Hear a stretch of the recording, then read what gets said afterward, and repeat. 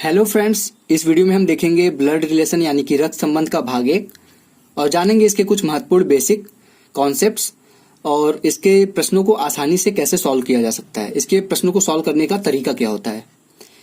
तो चलिए दोस्तों पढ़ना शुरू करते हैं।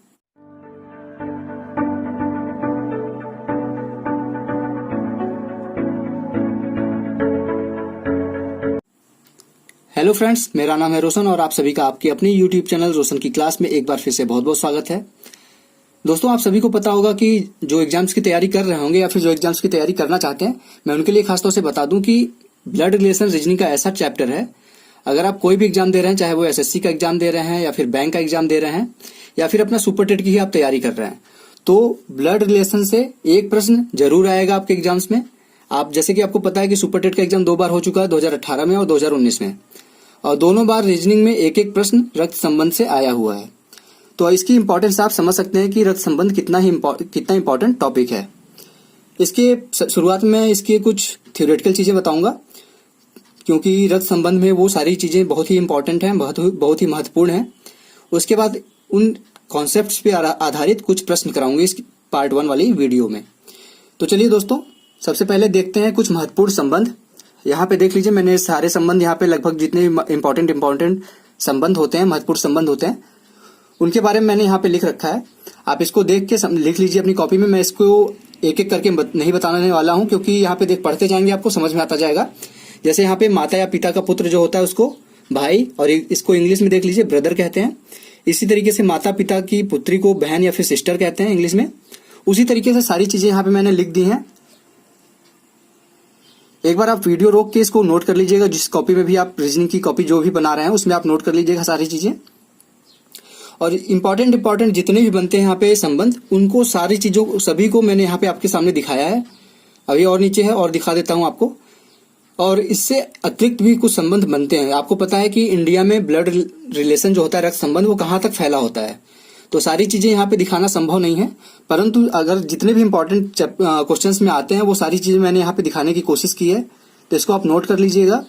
और खास तौर से यहाँ पे मैं बता दूं कि ब्लड रिलेशन जो होता है, एक आपका पैटर्नल होता है, यानी कि पिता के थ्रू आपका जो रिलेशन बनता है, दो तरीकों से रिलेशन बनता है आपका। एक तो पिता के संबंधी जो होते हैं उनसे आपका रिलेशन होता है, और एक जो माता के संबंधी सगे संबंधी होते हैं उनसे आपका संबंध होता है। तो जो माता की तरफ से होते हैं उनको मैटरनल कहते हैं, और जो पिता की तरफ से होते हैं उनको पैटर्नल कहते हैं। जैसे पिता के भाई को हिंदी में तो ताऊ या फिर चाचा कहते हैं, लेकिन उनको इंग्लिश में पैटर्नल अंकल कहते हैं। माता के भाई को मामा कहते हैं, लेकिन इंग्लिश में मैटरनल अंकल कहते हैं। वहां पे आप अंकल भी लिख सकते हैं, बट यहाँ पे समझाने के लिए मैंने पैटर्नल, अगर आपसे बस वहां पे अंकल लिखा है तो भी आपका मतलब वही होगा। तो यहाँ पे बस मैंने समझाने के लिए आपको बता दिया है कि पिता के अगर संबंधी होंगे, अगर वहां पे पिता के भाई होंगे तो उनको पैटर्नल अंकल कहेंगे, माता के भाई होंगे उनको मैटरनल अंकल कहेंगे। उसके बाद देख लीजिए, बहन के बारे में दिया गया। पिता की बहन को बुआ कहते हैं, आंट इंग्लिश में कहते हैं। माता की बहन को मौसी कहते हैं, और इनको भी आंट कहते हैं इंग्लिश में। कुछ चीजें इसमें इंग्लिश में आपके लिए अच्छी होती हैं, परंतु अगर आपको इंग्लिश नहीं समझ में आता तो आप हिंदी लिख के याद कर लीजिए, या फिर आपको पता होगा कि रक्त संबंध कैसे बनते हैं। आप लोगों को बेसिक आइडिया तो होगा इसका। तो यहाँ पे आप देखते जाइए। मैं यहाँ पे आप लोगों को दिखा देता हूँ। मैं यहाँ पे टाइम नहीं आपका लूंगा ज्यादा, क्योंकि यहाँ पे ले लूंगा तो आगे समझा नहीं पाऊंगा अच्छे से, कम टाइम हो जाएगा उसमें। तो यहाँ पे आप नोट कर लीजिए। इसके बाद मैं आगे कई कुछ और भी यहाँ पे संबंध उसको भी दिखा देता हूँ। उसके आगे देख लीजिए, ये जैसे यहाँ पे देख लीजिए, पिता को क्या कहते हैं, दादा कहते हैं, तो ग्रैंडफादर इनको इंग्लिश में कहते हैं। इसी तरीके से माता के पिता को भी ग्रैंडफादर इंग्लिश में कहते हैं, हिंदी में आपको पता है नाना कहते हैं। उसी तरीके से सारी चीजें यहाँ पे मैंने लिख दी हैं। जो इंपॉर्टेंट होता है ये देख लीजिए, नीस होता है, यानी कि भतीजी। भाई की पुत्री को भतीजी कहते हैं, उसको इंग्लिश में नीस कहते हैं। पुत्र को, भाई के पुत्र को भतीजा कहते हैं, नेफ्यू कहते हैं। और इंग्लिश में बहन की पुत्र को भी भांजा कहते हैं हिंदी में, लेकिन नेफ्यू इंग्लिश में कहते हैं। और बहन की पुत्री को इंग्लिश में नीसी कहते हैं, जैसे भाई की पुत्री को कहते हैं। तो यहाँ पे इसलिए यहाँ पे इंग्लिश में कुछ चीजें आसान हो जाती हैं, बट आपको हिंदी करनी है तो आप ये सारी चीजें ध्यान दे दीजिए। यहाँ पे आप नोट करते जाइएगा, मैं दिखाते जा रहा हूँ आपको सारी चीजें। और कुछ अगर अलग से ही मिलता है यहाँ पे संबंध, तुम अगर प्रश्न में किसी, तो मैं उसको प्रश्न के थ्रू ही आपको समझा दूंगा। यहाँ पे आप बस नोट करते जाइए। यहाँ पे 26 लिखे हैं मैंने, 26 को आप वीडियो रोक के नोट कर लीजिएगा। उसके बाद देखते हैं इसकी जो जनरेशन होती है, यानी कि पीढ़ी कैसे इसमें डिफाइन किया जाता है, इसके बारे में देखते हैं। तो चलिए दोस्तों देख लेते हैं इसकी जनरेशन के बारे में। अब दोस्तों देखते हैं यहाँ पे जनरेशन यानी कि पीढ़ियों के बारे में कि इसमें पीढ़ियां कैसे डिफाइन होती हैं। तो यहाँ पे आपको सबसे पहले मैं बता दूं कि यहाँ पे आपको खुद को पहले मानना पड़ेगा कि आप किस पीढ़ी में यहाँ पे रहेंगे। तो मान लीजिए यहाँ पे एक है, यहाँ पे थर्ड जनरेशन यहाँ पे रख लेते हैं, तीसरी पीढ़ी, तीसरी पीढ़ी। यहाँ पे आप खुद को मान लीजिए यानी कि स्वयं को यहाँ पे रख लीजिए। तो स्वयं को यहाँ पे अगर रखेंगे तो यहाँ पे आपके साथ और कौन कौन आ सकता है, यहाँ पे आपके भाई आ सकते हैं साथ में, सेम जनरेशन के होंगे ना, यहाँ पे बहन आएंगी यहाँ पे आपके साथ। उसके बाद यहाँ पे आपके मान लीजिए लेडीज है तो उनके देवर यहाँ पे आएंगे, ननद, साला, ये सारे लोग यहाँ पे आएंगे, साला साली। यहाँ पे इस सेम लेवल पे मेरा बताने का मतलब था कि आपके स्वयं के जो समान स्तर पे होंगे इतने लोग होंगे, और भी लोग होंगे लेकिन यहाँ पे जो महत्वपूर्ण लोग हैं वो इतने ही होंगे। अब आपसे ऊपर वाली लेवल पे कौन होगा, यानी कि दूसरे जनरेशन में, यानी कि दूसरी पीढ़ी। अब दूसरी पीढ़ी में कौन कौन हो सकता है, आप स्वयं को यहाँ पे रखेंगे तो आपके पिता यहाँ पे होंगे, आपकी माता जी यहाँ होंगी, आपके चाचा होंगे, आपकी चाची होंगी, मामा, मामी। काफी लोग यहाँ पे जो आपके पिताजी के स्तर पे होंगे वो आपके ऊपर वाले स्तर पे आएंगे, यानी कि वो दूसरी पीढ़ी में आएंगे। अब यहाँ पे उनके ऊपर कौन, यानी कि प्रथम यानी कि पहली पीढ़ी में कौन आएगा, पहली पीढ़ी। अब पहली पीढ़ी में कौन कौन आ सकता है, आपके पिताजी के पिताजी आएंगे, यानी कि आपके दादाजी यहाँ पे आएंगे, आपके पिताजी की माताजी भी यहाँ पे आएंगी, तो यानी कि दादी भी यहाँ पे आ सकती हैं। आपकी माताजी के पिताजी आएंगे, यानी कि नाना जी आएंगे, और इनकी माताजी आएंगी तो ये हो जाएंगी नानी। ये चार लोग यहाँ पे आएंगे। तो यहाँ पे इनको सभी को, यहाँ पे दादा को और नाना को दोनों लोग को ग्रैंडफादर कहते हैं, दादी और नानी को ग्रैंडमदर कहते हैं, चाचा चाची मामा मामी सबको इंग्लिश में अंकल ही कहते हैं। अंकल चाची को आंटी कहते हैं और चाचा और मामा को अंकल कहते हैं। अब आपसे यहाँ पे पहली पीढ़ी होगी, दूसरी पीढ़ी होगी, तीसरी पीढ़ी होगी, और आपसे नीचे भी एक पीढ़ी आएगी जो होगी चौथी पीढ़ी। चौथी पीढ़ी में कौन कौन आएगा, आपके पुत्र आएंगे, यानी कि बेटा कह सकते हैं, बेटा, बेटी, भांजा, भांजी, भतीजा, भतीजी। ये सभी लोग आपसे एक स्तर नीचे आएंगे यहाँ पे। तो यहाँ पे जो बेसिकली चार स्तर बनते हैं, पहली पीढ़ी, दूसरी पीढ़ी, तीसरी पीढ़ी और चौथी पीढ़ी। तो यहाँ पे ये चारों पीढ़ी ही मेन तरीके से बनती है। इसके ऊपर अगर आएंगे तो आपके परदादा हो जाएंगे, great grand father, great grand mother, ये सब लोग हो जाएंगे। बट जो सबसे ज्यादा क्वेश्चन आते हैं इन्हीं चारों पीढ़ियों में से आते हैं। अगर आप मान लीजिए खुद को यहाँ पे रखते हैं, स्वयं को यहाँ पे रखते हैं, तब ये इस तरह आएगा। अगर मान लीजिए आप खुद को यहाँ पे रख लीजिए, बेटे की जगह पे यहाँ पे आप स्वयं को रख लीजिए, तो क्या होगा, यहाँ पे फिर आपके पिताजी आ जाएंगे, यहाँ पे आपके दादाजी दादी जी आ जाएंगे, तो यहाँ पे आपके एक स्तर नीचे भी आ जाएगा। तो वही चीजें चलती जाएंगी। ये फिर प्रथम स्तर हो जाएगा, द्वितीय स्तर हो जाएगा, तृतीय स्तर हो जाएगा, चतुर्थ स्तर हो जाएगा। मेन आपके इतने ही चार स्तर बनते हैं। अब इसके बाद आशा करता हूँ आप लोग को जनरेशन के बारे में पता चल गया होगा, मैं यहाँ पे बताना क्या चाह रहा था। उसके बाद अब देखते हैं रिप्रेजेंटेशन, यानी कि निरूपण इसका कैसे करते हैं। निरूपण सबसे इंपॉर्टेंट होता है इसमें कि अगर आप क्वेश्चन आ भी रहा है, अगर उसका निरूपण गलत तरीके से, रिप्रेजेंटेशन गलत कर दिए तो आपका पूरा का पूरा क्वेश्चन गलत हो जाएगा।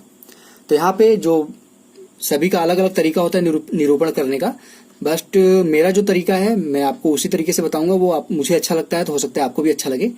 कि अगर आदमी है कोई, मान लीजिए यहाँ पे आदमी है, आदमी मान लीजिए ए है, तो इसको कैसे हम निरूपित करेंगे, इस तरीके से ए कर लीजिए, इसके ऊपर इस तरीके से प्लस कर लीजिए। ठीक, ए के ऊपर प्लस करने पे मुझे पता चल गया कि एक ए जो है वो एक मेल है, यानी कि आदमी है, यानी कि पुरुष है। अब यहाँ पे औरत अगर कोई है, औरत अगर कोई बी है, तो इसको कैसे निरूपित करेंगे, यहाँ पे बी को, औरत को अगर औरत है यहाँ पे, तो बी के ऊपर इस तरीके से माइनस लगा के इस तरीके से गोला बना दीजिए।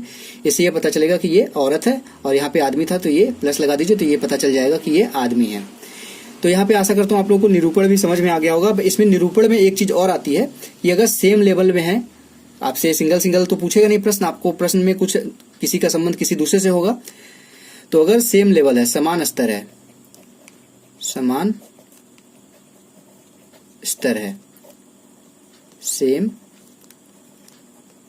लेवल पे अगर आदमी है, मान लीजिए एक ही पीढ़ी के अगर लोग हैं, तो वहां पे कैसे निरूपण करेंगे हम। वहां पे मान लीजिए यहाँ पे बोल दिया है ए बी का भाई है, भाई है, तो इनका निरूपण कैसे करेंगे। ए बी का भाई है तो ए ऐसे बनाएंगे, भाई है मतलब मेल है, प्लस सिंगल एरो में इस तरीके से, सिंगल एरो एक तरीके से एक तीर बनाएंगे और बी लिख देंगे। अब यहाँ पे ए बी का भाई है तो यहाँ पे इस तरीके से निरूपण कर दिए, परंतु यहाँ पे क्या बी बता सकते हैं कि बी ए का क्या होगा। यहाँ पे बी का कोई लिंग निर्धारण हम नहीं कर सकते, नहीं मान सकते कि इसका कौन सा लिंग होगा, क्योंकि हम इसमें जो ब्लड रिलेशन होता है उसमें मान नहीं सकते कुछ भी। तो यहाँ पे इसका हम नहीं बता सकते कि बी क्या है। यहाँ पे ये भाई भी हो सकता है, बहन भी हो सकती है, तो इसका हम निरूपण नहीं कर सकते। तो ये हो जाएगा can not determine C and D, यानी कि हम इसको निर्धारित नहीं कर सकते कि ये कौन होगा। अब इसमें एक और होता है निरूपण में, मान लीजिए यहाँ पे जैसे ए बी का मान लीजिए बी की पत्नी है, ए बी की पत्नी है, तो यहाँ पे एक पत्नी है मतलब वो कपल है। अब कपल है तो इनका निरूपण कैसे करेंगे, यहाँ पे मैं आपको दिखा देता हूँ। अगर कपल है तो यहाँ पे इस तरीके से मैं करूंगा प्रश्नों में, ए दोनों तरफ एरो बी। अब यहाँ पे ए बी की पत्नी है तो यहाँ पे पत्नी है मतलब फीमेल है, तो अगर ए बी की पत्नी है तो बी क्या होगा, पति होगा, यानी कि ये मेल होगा। तो यहाँ पे अगर कपल है तो इस तरीके से दोनों तरफ एरो लगाऊंगा। अगर कपल नहीं है, सिंगल भाई है, बहन है और साला है, साली है, देवर है, ननद है, तो इस तरीके से सेम लेवल पे इस तरीके से करेंगे। अगर आपसे नीचे लेवल पे है तो ए बी का पिता है तो ए बी का पिता होगा, तो इस तरीके से करके नीचे लेवल पे बी लगा देंगे। ये था आपका रिप्रेजेंटेशन। इसको प्रदर्शन कैसे करते हैं, इसको प्रदर्शित करते हैं कैसे करते हैं। अब इसके बाद देख लेते हैं कि प्रश्नों को कैसे हल करना है, वहां पे उसके बेसिक तरीकों को, उसमें कौन कौन सा चीज हमको ध्यान देना होता है, उसके बारे में यहाँ पे हम देख लेते हैं।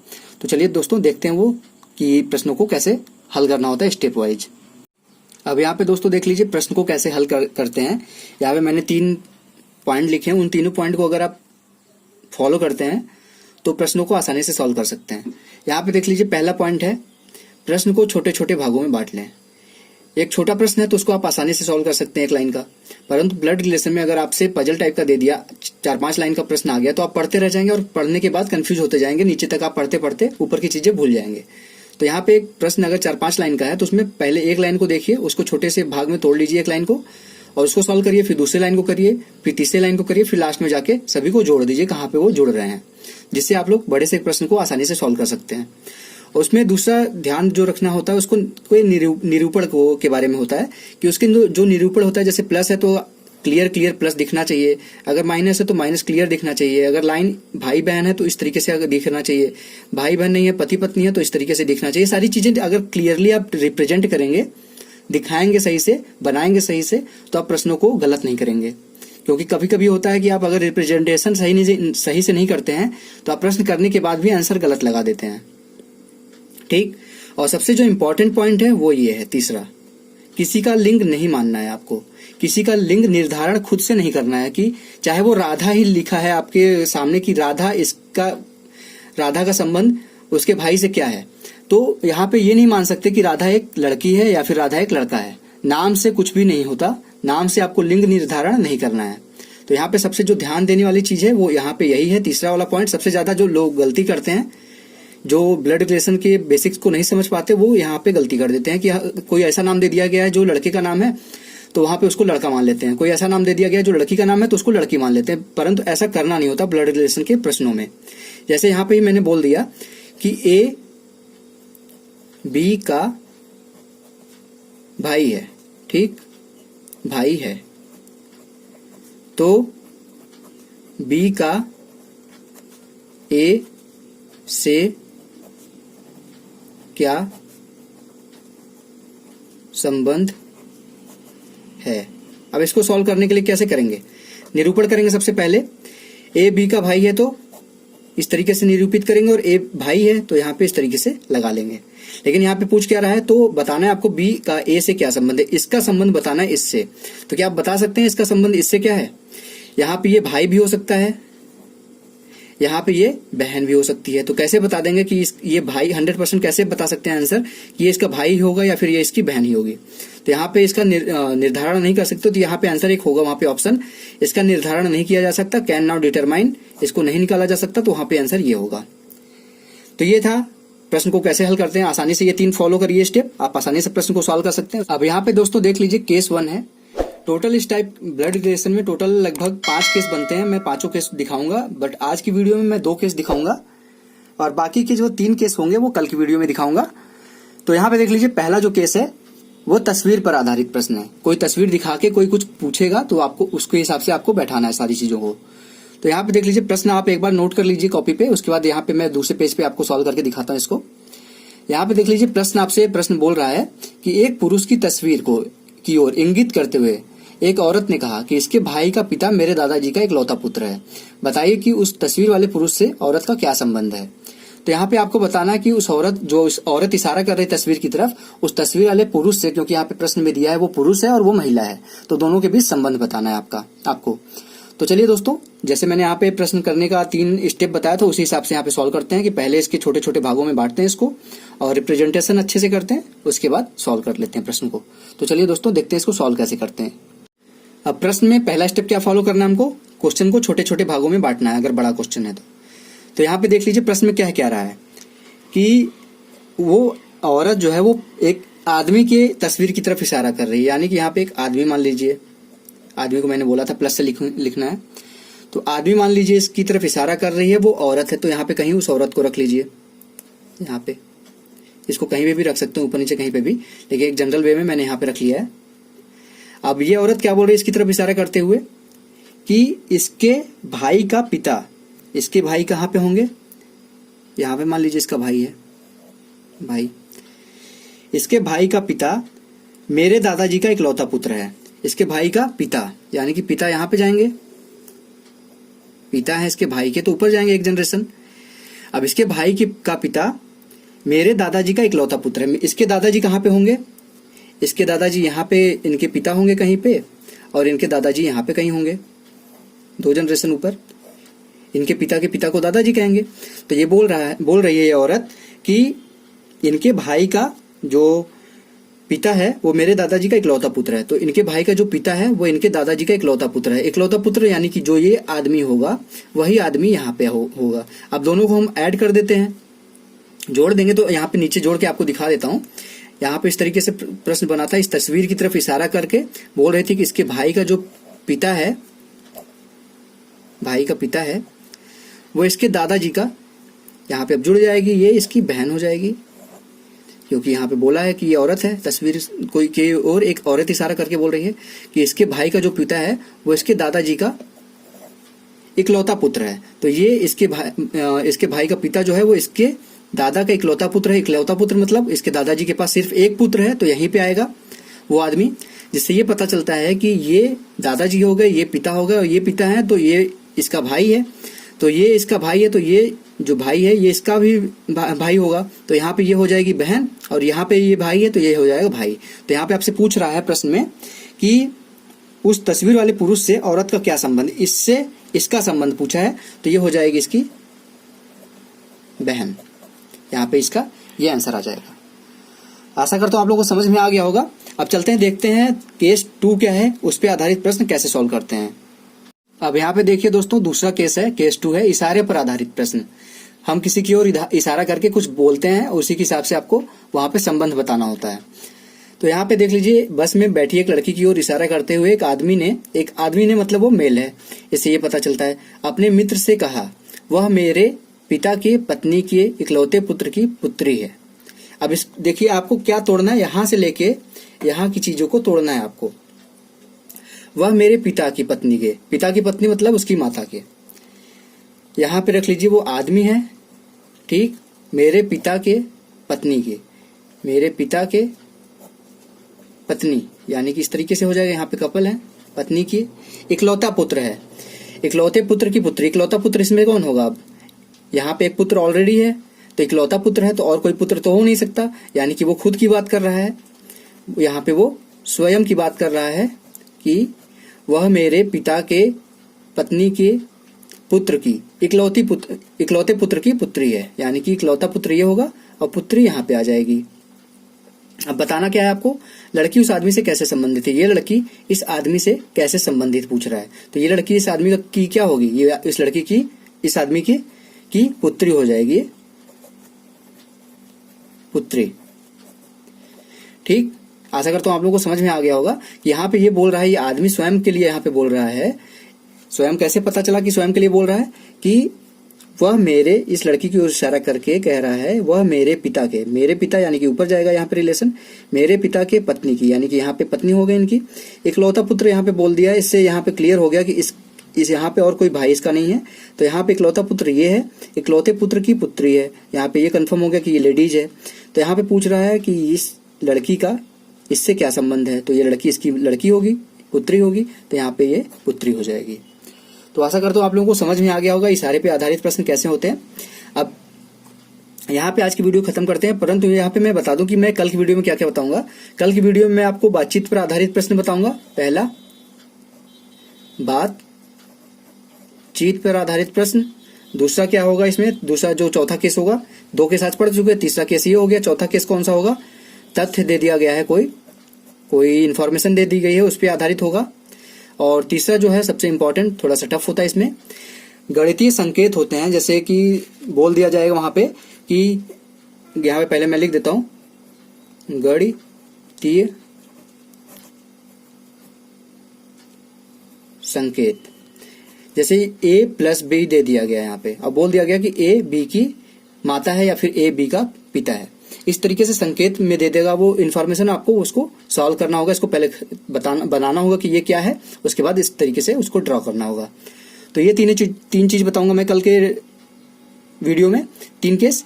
उसके बाद इस पे आधारित जो 5 केसों पे आधारित कुछ प्रश्न होंगे वो उसको आपको सॉल्व कराऊंगा। तो दोस्तों मिलते हैं कल की वीडियो में। अगर आप लोगों को आज की वीडियो पसंद आई हो तो प्लीज एक लाइक कर दिया करिए यार। देखते हो आप लोग और लाइक नहीं करते हो। आपको लाइक करने में क्या जाता है, आपका लाइक पे क्लिक कर दिया करो, लाइक हो जाएगा। आपका ना पैसा लगेगा ना आपका टाइम लगेगा ज्यादा, सिर्फ क्लिक करना है लाइक पे। और इस वीडियो को अपने दोस्तों के साथ भी शेयर किया करिए, जिससे उनको भी कुछ नॉलेज मिल सके, उनको भी कुछ लाभ मिल सके। अगर आप लोगों को सही में अगर अच्छी लगती है वीडियोज को तो बताया करिए मुझे कमेंट बॉक्स में कि आपको वीडियो कैसी लगी है। अगर आप लोगों के कुछ प्रश्न बनते हैं तो वो प्रश्न भी आप पूछ सकते हैं मुझसे। और अगर आपने अभी तक रोशन की क्लास यूट्यूब चैनल को सब्सक्राइब नहीं किया तो नीचे लाल कलर का सब्सक्राइब बटन आ रहा होगा, इस तरीके से उस पर लिखा होगा सब्सक्राइब, उसको क्लिक करके साथ में यहाँ पे बेल आइकन होगा, उसको क्लिक कर दीजिएगा। और अगर फेसबुक पेज से भी आप अभी तक नहीं जुड़े हैं रोशन की क्लास, तो फेसबुक पे जाके रोशन की क्लास सर्च करेंगे, वहां पे जाके फेसबुक पेज से भी जुड़ जाइए। वहां पे भी मैं कुछ इन्फॉर्मेशन अपडेट करता रहता हूं।